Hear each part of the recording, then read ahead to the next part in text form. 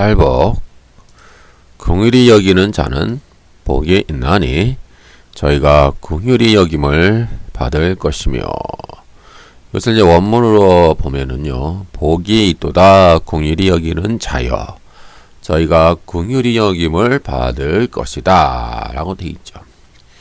이 긍휼이라고 하는 것은 하나님이 인간과의 사이에서 하나님이 언약을 체결해 주시고 인간을 아무 조건 없이, 무조건적인 은혜라고 그러죠.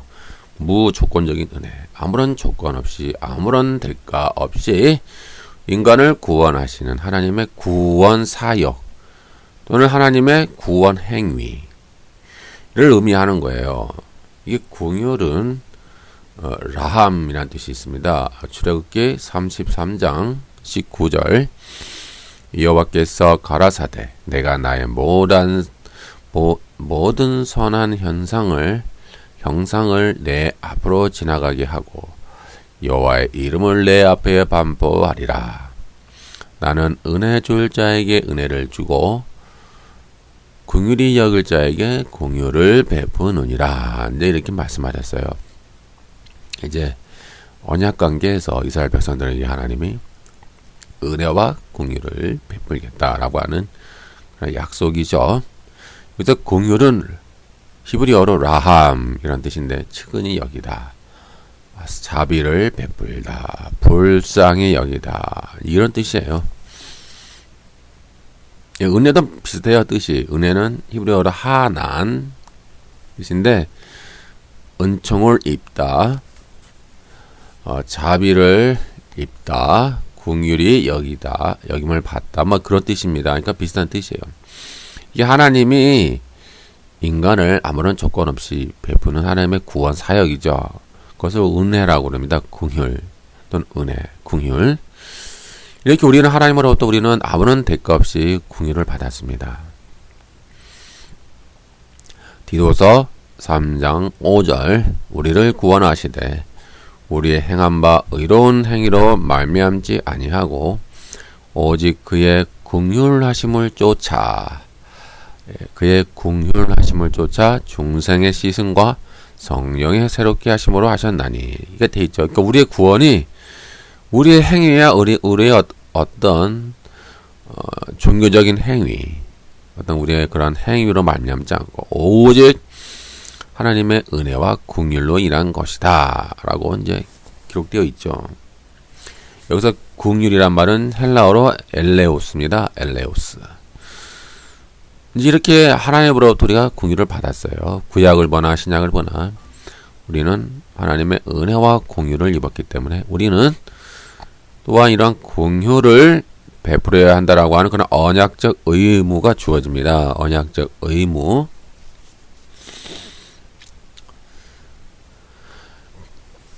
이런 것을 또 다른 말로 표현하면은 하나님에게 생명의 빛을 빚진 자 또는 세상의 모든 사람에게 빚진 자라고 하는 그런 이제 빚진 자 사상이 나옵니다. 빚진 자.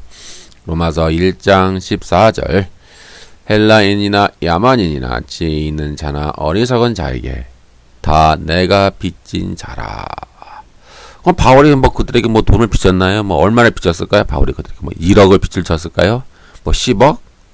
그들에게 뭐 급전이 필요해서 그들의 돈을 빌려달라, 내가 돈을 갚아줄게 하면서 그들의 돈을 막 땡겨 썼을까요? 아니죠. 영적인 의미인 거예요. 바울이 사실 스데반이 순교하는데 그 옆에 있었잖아요. 어떤 일조를 한 것 같아요. 그리고 예루살렘에 있는 그리스도를 박해를 하는 과정에서 많이 관여를 했어요. 그러니까 죄인이라고 그러잖아요. 자기 자신을. 나는 죄인 중에 죄인이다. 내가 괴수 중에 괴수다. 그 많은 그리스도인들을 박해하는 그런 또 임무를 맡은 사람이 바울이었잖아요. 그런데 그런 바울을 그리스도께서 아무런 조건 없이 그 죄인을 은혜와 긍휼을 베풀어 그를 구원하셨고 그에게 사도의 직분이라고 하는 귀한 사명을 주셨잖아요. 때문에 바울은 하나님의 은혜와 긍휼을 입은 거예요. 그러니까 그리스도의 은혜와 긍휼을 입고 그는 자기를 빚진 자라고 생각하는 거예요. 나는 빚지는 자야. 나는 모든 이 세상의 사람에게 빚을 졌어. 라고 하는 그런 사상이 출발해요. 이거 상당히 중요한 사상이거든요. 이런 빚진 자 사상을 통해서 그가 전도나 그런 그의 사역에 그의 핵심을 흐려놓고 있는 귀한 사상이에요. 그래서 그는 충성했잖아요. 헌신했어요. 죽기까지. 그런 빚진 자 사상이 있었어요. 나는 빚진 자다. 그런 사상을 가지고 그는 헌신했고 그는 많은 교회를 세웠죠. 이러한 것이 이제 우리에게도 필요한 거예요. 우리들도 나는 주님의 은혜와 공의를 입은 자이며 나는 세상에 빚진 자다. 그런 어떤 사상이 빚진 자 사상이 우리 믿는 자들에게 또한 필요한 것이죠. 이런 비슷한 비유가 또 있죠. 1만 달란트 빚진 자, 또 100데나리온 빚진 자. 마태복음 18장 24절에서 27절. 거기 보면은 1만 달란트, 이 한 달란트가 6천 데나리온인데 한 데나리온은 1인 한 데나리온은 1당이죠. 1당씩에서 1당이 한 데나리온이라고 합니다. 이렇게 1만 달란트라고 하는 엄청난 빚을 빚진 종이 있는데 그 주인의 불쌍히 여김을 받아 모든 탕감을 받은 것처럼 모든 빚을 탕감받은 것처럼 우리 성도도 하나님께 불쌍히 여김을 받고 그런 죄악의 빚을 탕감받은 거예요. 우리도 하나님께 1만 달란트 빚진 자. 그래서 우리는 새로운 생명을 부여받았어요. 그렇게 빚진 자죠. 그래서 27절 마태복음 18장 27절에 보니까 그 종의 주인이 불쌍히 여겨 놓아 보내며 그 빚을 탕감하여 주었더니 여기 나오잖아요. 불쌍히 여겨서 1만 달란트의 그 빚을 다 탕감해 주었다라는 거예요. 이거 얼마나 큰 은혜입니까? 불쌍히. 이건 마찬가지야. 불쌍히가 은혜를 입어 또 긍휼하심을 입어. 그러니까 이 말이 이 팔복에 등장하는 그 긍휼과 같은 맥락이에요. 너는 이미 긍휼하심을 입어 1만 달란트의 빚을 탕감받은 자들이 아니냐 라고 주님은 우리에게 말씀하고 계시는 거죠. 이제 우리는 그 빚을 갚아야 돼요. 우리는 빚을 졌기 때문에 그 빚을 갚는데 그냥 긍휼과 불쌍히 여기고 우리가 그들을 용서하는 행위로 갚는 거예요. 이 비유가 또 있잖아요. 100데나리온 빚진 자. 마태복음 18장 33, 34절. 내가 너를 불쌍히 여긴 같이 너도 내 동관을 불쌍히 여김이 마땅치 아니하냐 하고 주인이 너와여 그 빚을 다 갚도록 저를 옥졸에게 붙이니라. 즉 우리가 1만 달란트 빚을 졌는데 우리가요 하나님께 근데 우리가 나에게 어떤 잘못한 사람이 있을 거 아니에요. 나에게 나를 핍박하든지 나를 괴롭히든지 나에게 어떤 죄악을 행하였든지 그러한 자들을 향해 우리가 그들을 용서하지 않는다면 오늘도 그들에게 우리가 긍휼과 불쌍히 여김을 베푸지 않는다면 또 도움이 필요한 자에게 우리가 도움의 손길을 우리가 외면한다면 우리는 100데나리온 빚진 자를 우리가 불쌍히 여기지 않는 것과 마찬가지예요. 복음서에 보면은 1만 달란트 빚을 탕감받은 자가 길에서 100데나리온 빚진 자를 자기가 만나서 막 목을 딱 잡잖아요. 딱 목을 잡고 너 내 빚을 다 갚아 100데나리온 갚어. 너 갚기 전까지 감옥에서 못 나와 하면서 그걸 감옥에 넣는 장면이 나오죠. 그것을 알았어요. 주인이 들었잖아요. 소문을 듣고 알았겠죠. 그래서 주인이 화를 냈어요. 너 어찌 이럴 수 있느냐. 내가 너에게 빚을 탕감해 준 거를 무효화시키겠다. 이 말을 하는 거예요. 지금 무효화시키고 내가 너를 다시 감옥에 넣겠다. 그게 되는 거야. 그러니까 무슨 얘기냐면은 나나 여러분들이나 다 100데나리온의 은혜와 긍휼을 받았는데 너희는 왜 타인에게 네 형제들이나 아니면 뭐 불친자들도 마찬가지예요. 너와 관계되어 있는 많은 사람들에게 왜 긍휼을 베푸지 않느냐? 너는 왜 자비와 긍휼과 불쌍히 여김을 베풀지 않느냐? 왜 용서하지 않느냐? 왜 너는 분노하고 사냐? 너는 이렇게 인색하냐? 인색하고 분노하고 그렇게 욕심도 많고 너밖에 모르고 이기적이고 불쌍한 사람을 돕는 손길도 외면하고 너는 그렇게 왜 살고 있느냐라고 우리를 책망한다 이 말이에요. 무서운 말씀이죠. 우리는 사도 바울이 고백한 것처럼 우리는 빚진 자예요. 하나님께 1만 달란트 빚을 빚진 자고 탕감받은 자라고요. 우리가요. 그래서 구원을 얻은 거예요. 때문에 우리도 긍휼히 여겨 먼저 줘야 돼요. 그래서 팔복에도 나오는 거예요. 계속 너희는 긍휼히 여겨라. 먼저 너희가 가서 긍휼히 여겨라. 그러면 너희도 긍휼히 여김을 받는다. 라고 팔복에 기록되어 있죠. 이런 또 비슷한 비유가 양과 염소의 비유에 있어요. 마태복음 25장에 있는 양과 염소의 비유. 제가 양과 염소의 비유를 강의를 했으니까 한번 들어보시고요. 여기에 보면은 양과 염소를 분리하는 기준이 나와요.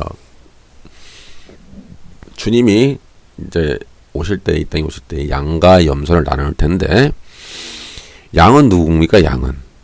양은 그 어려운 형제들이 있어요. 고난받는 형제들, 고통당하는 형제들에게 먹을 것을 주고, 마실 것을 주고, 영접하고, 옷을 입히고, 병들었을 때에 돌보고, 감옥에 갇혔을 때 돌본 사람이 양이 되는 거예요. 양. 염소는 뭘까요? 염소는 아예 형제가 고난당하는 거 전혀 관심이 없어요. 아무런 관심이 없어요.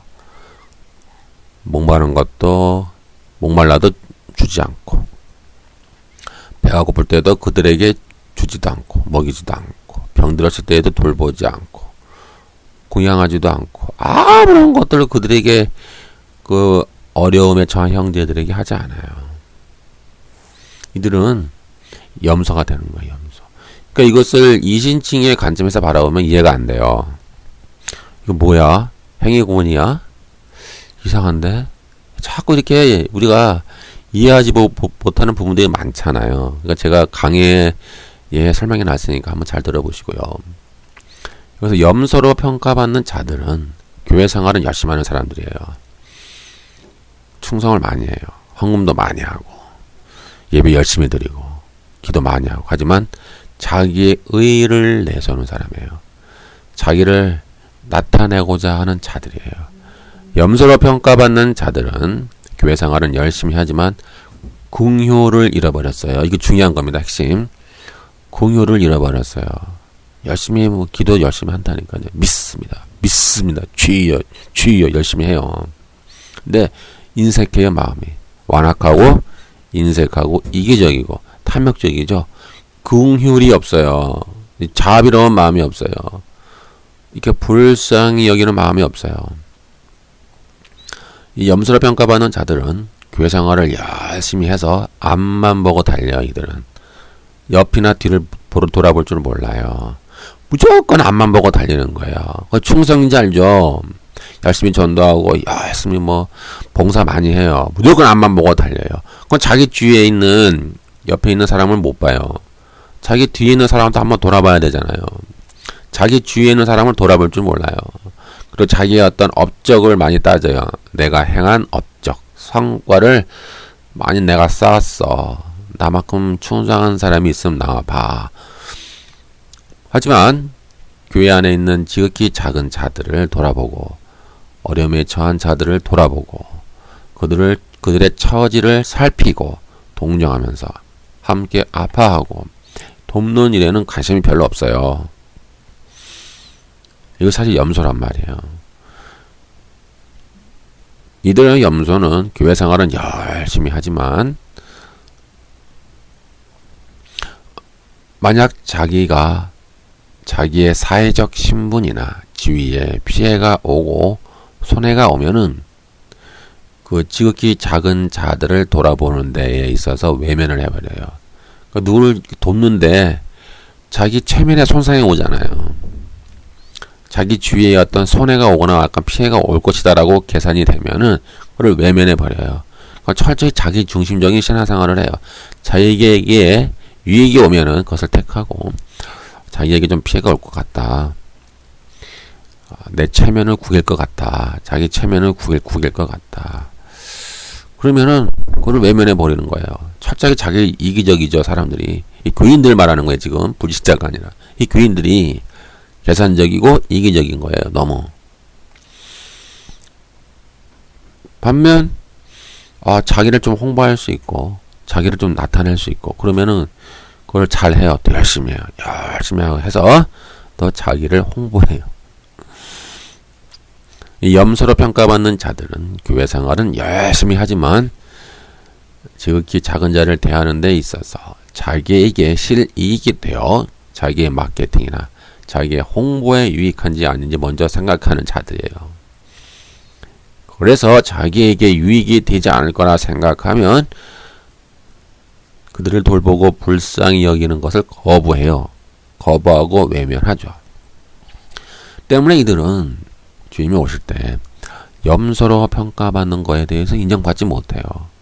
염소로 평가받는 거에 대해서 인정을 하지 못하는 거예요. 이해를 못해요. 아니 왜요? 내가 주님을 언제 공양하지 않았습니까? 내가 언제 주님을 섬기지 않았습니까? 주님 나만큼 열심히 한 사람이 어디 있는데요?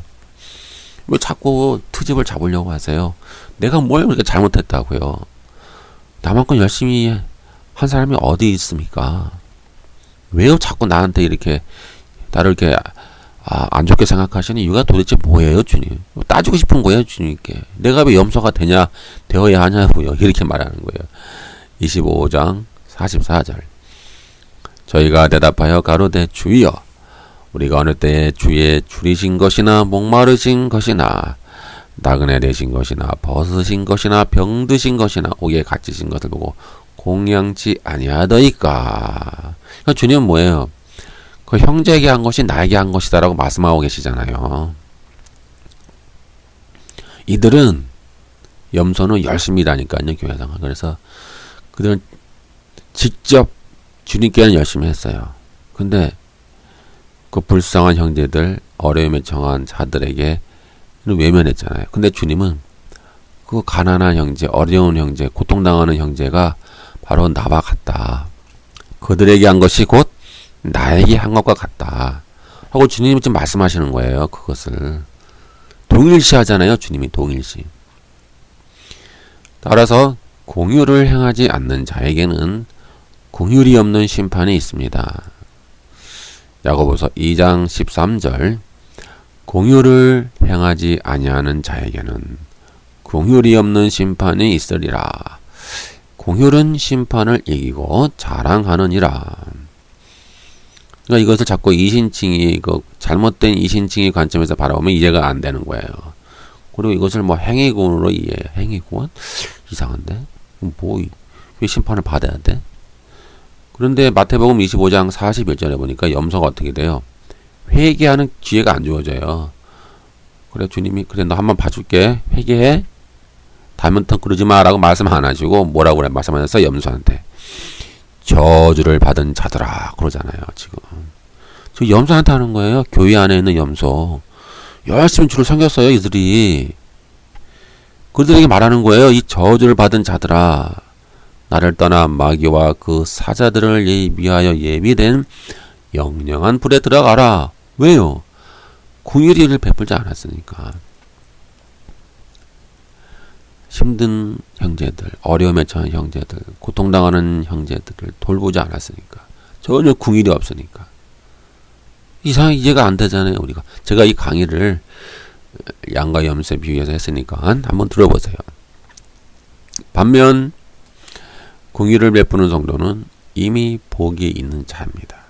그 빛이 흑암 중에 발하고 마른 곳에서도 그 영혼이 만족함을 얻으며 물된 동산같이 물이 끊어지지 아니하는 샘과 같은 복을 얻을 것입니다. 이사야 58장 10절 11절. 줄인 자에게 네 심정을 동하며 괴로워하는 자의 마음을 만족해 하면 내 빛이 그 감정에서 발하여 내 어두움이 낮과 같이 될 것이며 나 여호와가 너를 인도하여 마른 곳에서도 내 영혼을 만족해 하며 내 뼈를 경고케 하리니 너는 물된 동산 같겠고 물이 끊어지지 아니하는 샘 같을 것이라. 이러한 착한 행실은요, 행위구원이 아니에요. 성령을 따라 행하는 행위예요. 성령을 따라 행하는 거예요. 그래서 성령의 열매를 맺는 행위예요. 믿음의 열매의 행위라고요. 행위구원이 아니에요. 착하고 우리는 하나님의 은혜를 입었기 때문에 우리는 은혜를 베푸는 삶을 살아야 돼요. 그것을 열매라고 그러죠. 믿음의 열매.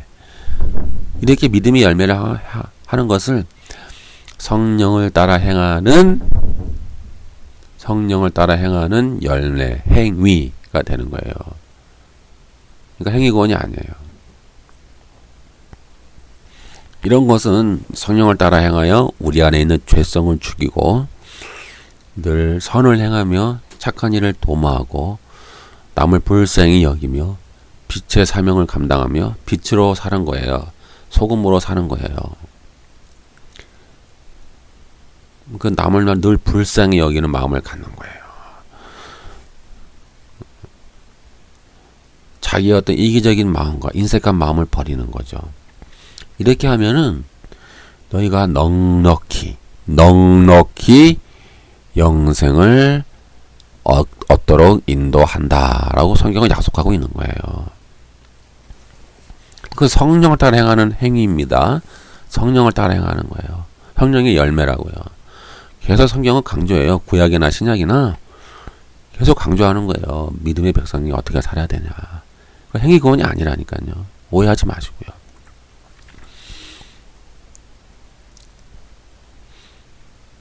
결론을 내립니다.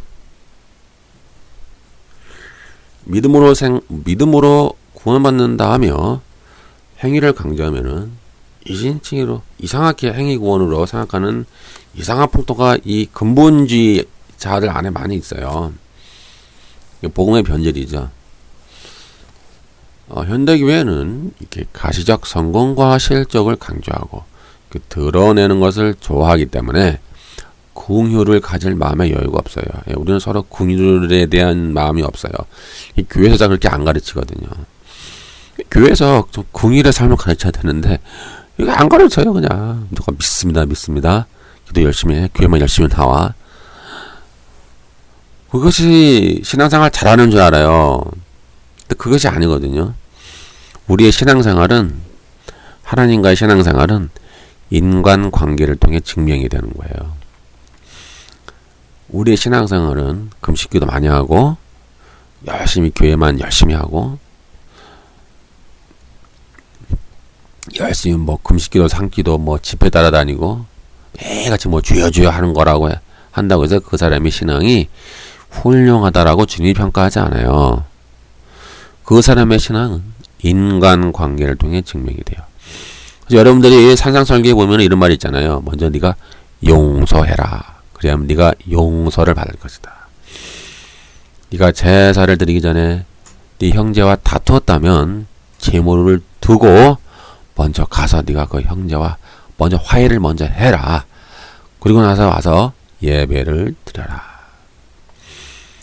만약에 너가 어떤 형제와 서로 다툼이 있어서 법적으로 고소한다면 그래서 너를 재판정에 너를 넘기려고 한다면 네가 먼저 가서 먼저 사과해라. 네가 먼저 용서를 빌어라.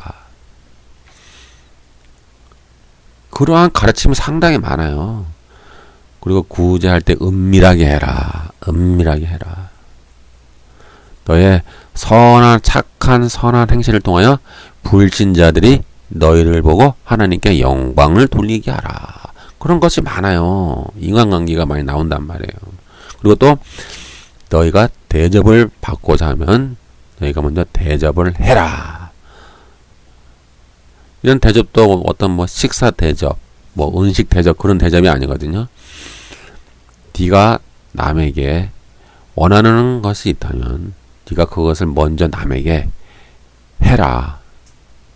남에게 먼저 해라는 거예요. 네가 해달라고 기다리지 말고 네가 먼저 남에게 먼저 해줘라. 그런 가르침이 많아요, 여러분. 산상설계도 많고 여러분들 신약 성경을 쭉 보시라고요. 그러니까 신앙은 인간관계를 통해 증명이 되는 거예요.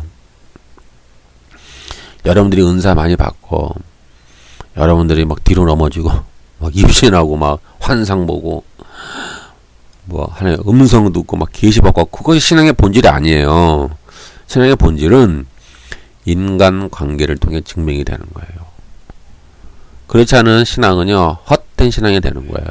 자기만을 위한 신앙이 되는 거예요. 열심은 있죠. 매일 주여 하니까. 그러나 그것은 오직 자기 만족을 위한 신앙생활이 될 수 있고 양과 염소의 비유에서 염소가 될 수 있을 가능성이 높은 거예요. 무서운 얘기예요. 염소가 될 수 있다고요. 염소. 오늘날 현대교회는 건물을 크게 짓고 교인의 숫자를 늘리기에 온 관심을 집중하고 있기 때문에 이것은 원래 주님이 강조한 세례를 주며 그들을 가르치며 그들을 제자를 만들어라. Make disciples. 그 제자화랑 다른 거예요. 오늘날 전도는 제자화를 안 하잖아요. 훈련시켜라. Make disciples. 예수님 명하신 거예요. 지상명령.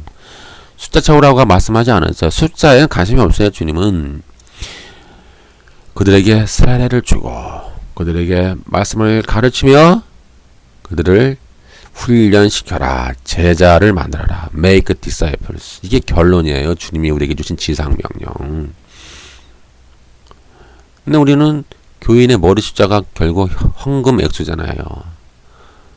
그럼 우리는 크게 건물을 짓기를 원한단 말이에요. 건물 자체는 성전이 아니라고 그랬죠. 성전은 하나님의 백성이 성전이에요.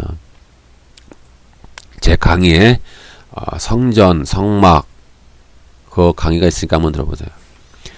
진정한 성전은 하나님의 백성이고 하나님은 그 백성들 가운데 거하시죠. 인간의 손으로 만든 건물에 하나님이 거하지 않아요.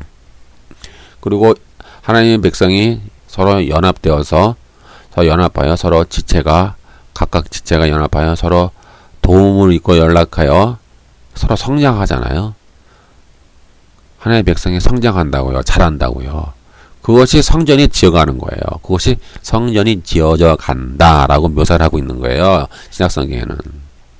건물을 짓는 것을 말하는 게 아니라고 말이에요. 이 본질을 오늘날 놓쳤어요. 교회가. 그러니까 헌금을 맨날 내라.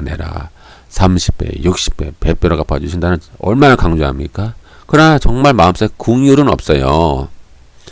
궁율을 강조할 여력이 없어요. 현대교회가. 뭐 믿기만 하면 천당 걱정하지 마. 믿기만 하면 천당 가는 거요.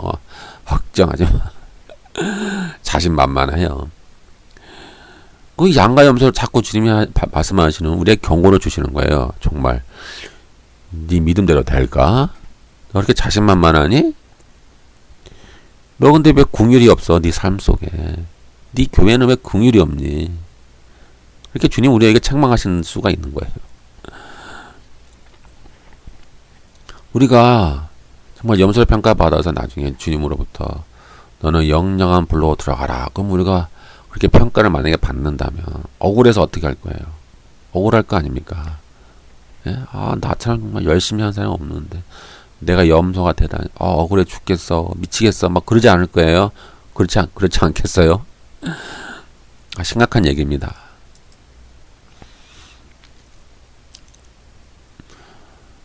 우리는 다시 궁율의 가치를 찾아야 됩니다. 궁율은요, 하늘의 가치입니다. 하늘의 가치라고요. 이 땅의 가치는 아니에요. 이 땅의 가치는 인색함이죠. 욕심, 탐욕, 이기주의가 이 땅의 가치라면 저 하늘의 가치는 궁율이 여기는 거예요. 궁율하심을 베푸는 거예요. 왜요? 우리가 먼저 궁율을 받았잖아요. 하나님한테. 은혜를 입었잖아요. 우리가 먼저. 그래서 구원을 얻었잖아요. 근데 우리는 궁율을 베푸는 삶이 하늘에 우리에게 요구하시는 가치예요. 그렇게 할 때 하나님은 우리에게 궁율이 너희가 여김을 받을 것이다 라고 약속하고 계신다는 사실이죠.